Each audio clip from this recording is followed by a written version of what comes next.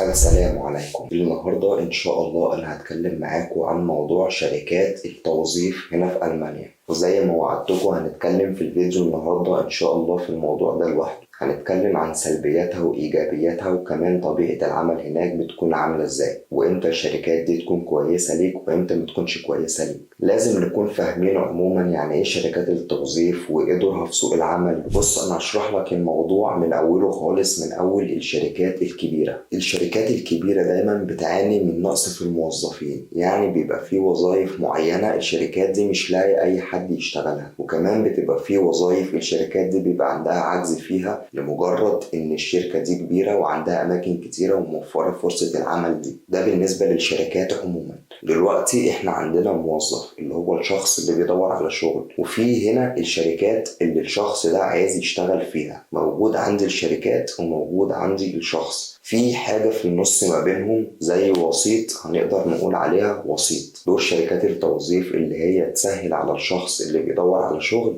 اللي هو يلاقي الشركة أو المكان اللي هو يشتغل فيه. فهي كده هتبقى الوسيط ما بين الشخص والعمل. يبقى احنا كده عرفنا دور شركات التوظيف ايه. نخش في تفاصيل اكتر. هكلمكم بقى عن شركات التوظيف دي عموما، ازاي هي بتاخد شخص او بتخلي شخص يشتغل في شركة معينة. هل شركات التوظيف دي بتاخد معلومات الشخص وبتروح تدور له على شغل، ولا الموضوع بيبقى ماشي ازاي؟ اوقات الشركات هنا في ألمانيا بيبقى فيها عجز في العمال، واوقات كمان بيحصل طلبيات مفاجأة او تأخير في الطلبية، وبيبقوا محتاجين موظفين زيادة علشان يكفوا المهام او الوظائف اللي المفروض ينجزوها. بيجي بقى هنا دور شركات التوظيف. هنيجي للشخص اللي بيدور على وظيفة. في ناس كتيرة مش بتبقى لاقية وظيفة بسهولة أول لما بتوصل، أو في ناس إمكانياتها محدودة، أو في ناس مش بتتكلم لغة بشكل كويس. أيا كان السبب، في ناس بتحتاج اللي هي تلجأ لشركات التوظيف اللي هي تساعدها اللي هي تلاقي شغل بسرعة. فالشخص ده لما بيروح لشركات التوظيف بيعمل معاهم عقد. العقد ده هو بيكون عامله مع شركة التوظيف، بيكون باختصار زي عمل مؤقت. يعني الشخص ده بيروح بيقول للشركة على إمكانياته وهو يقدر يعمل إيه،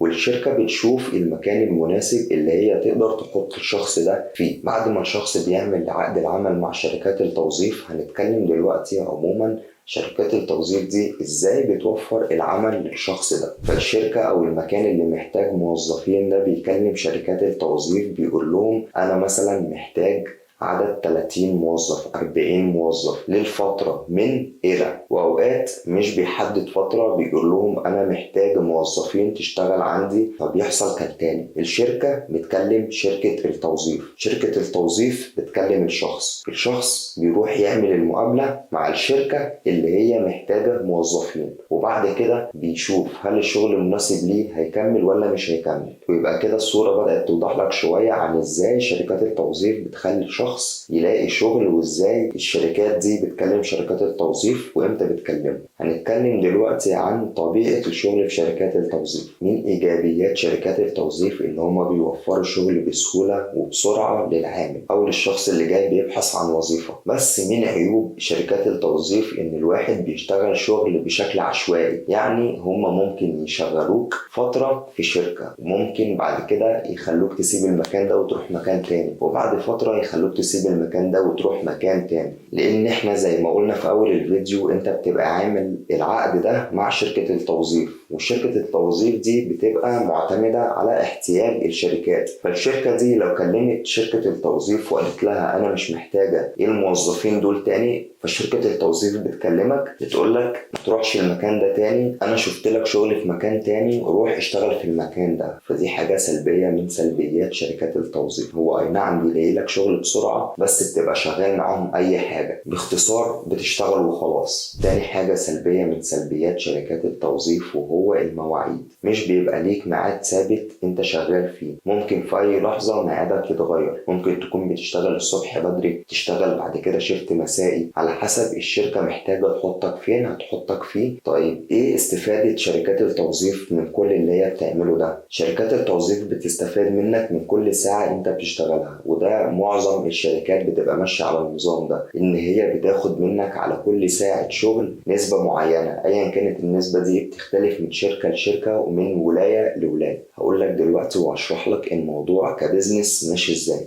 دلوقتي لما صاحب العمل اللي بيدور على عمال بيتواصل مع شركات التوظيف، بيعمل معاهم عقد اللي هو محتاج عدد موظفين، وبيقول لهم على طبيعة العمل، وكمان بيبقى فيه تسعيرة للساعة. يعني مثلا صاحب الشغل بيقول لهم انا عايز موظف هديله 15 يورو في الساعة، فشركة التوظيف دي بتكلم الشخص بتقول له انا عندي شغل ليك ب 14 يورو في الساعة او ب 14 يورو ونص في الساعة. والنسبة دي هي دي بتكون نسبة شركات التوظيف. علشان كده شركات التوظيف دي بتسهل على الأشخاص وبتلاقي لهم شغل بسرعة جدا أول لما شخص بيتواصل معاهم وبيقول لهم إن هو محتاج شغل. من إيجابيات شركات التوظيف، مع إن ليها سلبيات كتير، بس في نقطة إيجابية مهمة جدا، وإن هما بيدوك العقد المفتوح أو العقد الدايم بسرعة جدا بعد 6 شهور، لأن باختصار هما عايزين يربطوك بيهم. زي ما أنا ما قلت لك، هما مستفادين من كل ساعة أنت بتشتغلها، فبالتالي بيديك العقد بسرعة. وكده كده هو اللي بيدور لك على الشغل، لأن أنت لما بتشتغل في شركة أو في مكان ما أنت بتعمل معاهم عقد عمل، بس عقدك الأساسي بيكون في شركة التوظيف. شركة التوظيف اللي هي دورت لك على الشغل ده ولقيته لك في البداية. ممكن الشركة دي تغير معاك العقد وتاخدك بعقد ثابت، وممكن ما تاخدكش، بس أنت عقدك الأساسي مع شركة التوظيف. خد بالك من النقطة دي علشان النقطة دي مهمة جدا. وعموما لو انت ليك اي استفسار اكتبوا لي تحت في الكومنتات.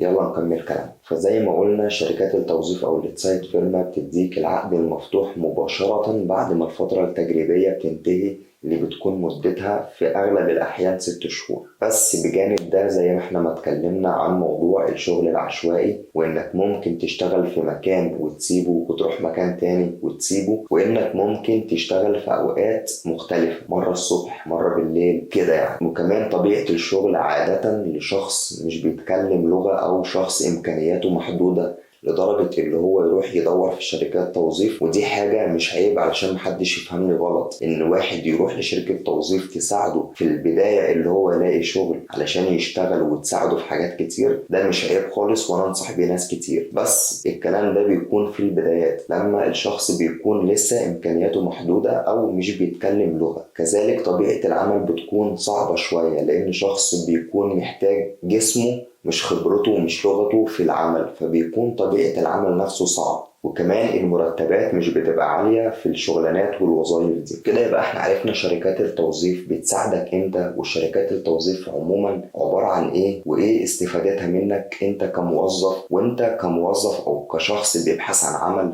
هتستفاد منهم من ناحية ايه، وايه السلبيات وايه الايجابيات اللي موجودة في شركات توظيف العمال هنا في ألمانيا. في اخر الفيديو حابب اقول انك لو انت شخص لسه جاي ألمانيا، او لو انت لسه مش بتتكلم لغة، فنصيحتي ليك انك تروح شركات توظيف لحد ما تلاقي شغل مناسب ليك بعقد ثابت، او لحد ما تلاقي شغل مناسب ليك باللغة اللي معاك، او لحد ما تتعلم اللغة وتبدأ تقدم على شركات بنفسك وتبدأ تشوف مشوارك بنفسك. بس في البداية أي شخص طبيعي جدا اللي هو يلاقي صعوبات. كمان موضوع اللغة صعبة، وكمان مش كل الناس بتبقى جاية معاها شهادات، فموضوع شركات التوظيف هيسهل لأشخاص كتير. فأنت اعمل اللي عليك، دور على شغل. ما لقيتش خالص أحسن ما تقعد في البيت، روح شركات توظيف هما يلاقوا لك الشغل لحد ما تتعلم، وبعد كده إن شاء الله تلاقي شغلك لنفسك. في آخر الفيديو حابب أشكرك لو أنت كملت الفيديو لحد اللحظة دي. أتمنى إن أنا أكون قدمت لك معلومة مفيدة، وأكون وضحت لك موضوع شركات التوظيف عامل إزاي هنا في ألمانيا. لو الفيديو عجبك ما تنساش اللايك واشترك معانا في القناة علشان تشوف بقية الفيديوهات اللي جاية إن شاء الله. ما تنساش لو ليك أي سؤال تكتبولي تحت في التعليقات. أشوفكوا الفيديو اللي جاي إن شاء الله. السلام عليكم.